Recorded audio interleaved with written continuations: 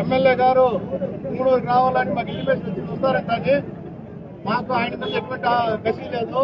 కాకపోతే చంద్రబాబు నాయుడు గారు 14 ఏళ్ళు సీఎం అని చేసి కుప్పానికి వెళ్తుంటే చంద్రబాబు నాయుడు గారిని అడ్డుకున్నారు, కుప్పంలోకి రానియకుండా అడ్డుకున్నారు. పుంగనూరులో ఫుడ్ మ్యాప్ లేదని చెప్పి బైపాస్ నుంచి చంద్రబాబు నాయుడు గారు పోతా ఉంటే పుంగనూరులోకి వస్తారని చెప్పి వాళ్ళ కార్యకర్తలు రెచ్చగొట్టి పుంగనూరులోకి రానియకుండా అక్రమంగా అనవసరంగా తెలుగుదేశం కార్యకర్తల పైన దాదాపు 10,000 మంది అయిపోయినారు పాపం భయపడి ఈ పోలీసులు టార్చర్ తట్టుకోలేక. దానికోసమని ఈ అర్హత పెట్టుకొని పుంగనూరులోకి వస్తాం అని చెప్పి ప్రశ్నించడానికి మేము ఇక్కడ ఉన్నాం. ఆయన వస్తే ఖచ్చితంగా అడ్డుకుంటాం. అడ్డుకోకుండా సమస్య లేదు. చంద్రబాబు నాయుడు గారిని ఎన్నిసార్లు కుప్పంలో అడ్డుకున్నారు. ఈయనేమి కుప్పానికి అయితే టూర్ పోయినట్టు 3 రోజులకు ఒకసారి 4 రోజులకు ఒకసారి కుప్పానికి పోవచ్చు.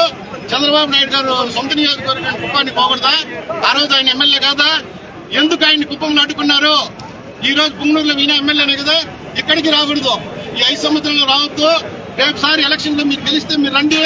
ఈ రోజు బాబును ఓడిపోయేదానికి 2 కారణాలు. సీసీ కెమెరాలు పెట్టారంట అని చెప్పి సంఘమిత్రులు ఎవరు అమాయకంగా ఉంటే వాళ్ళ దగ్గరికి పోయేసి పెద్ద ఆయన చూస్తా ఉన్నాడంట కెమెరాల్లో. 30-40 ఓట్లు సంఘమిత్రులు మైనస్ అయినారు. ఆ మైనస్ వల్ల ఈ రోజు ఓటం జరిగింది. సదుములో 2 బూతుల్లో రిగ్గింగ్ జరిగింది. 6 బూతులు 6 ఓట్లు, బూతులు 7 ఓట్లేమో. దయచేసి ఈ రోజు ఇక్కడ మేము న్యాయంగా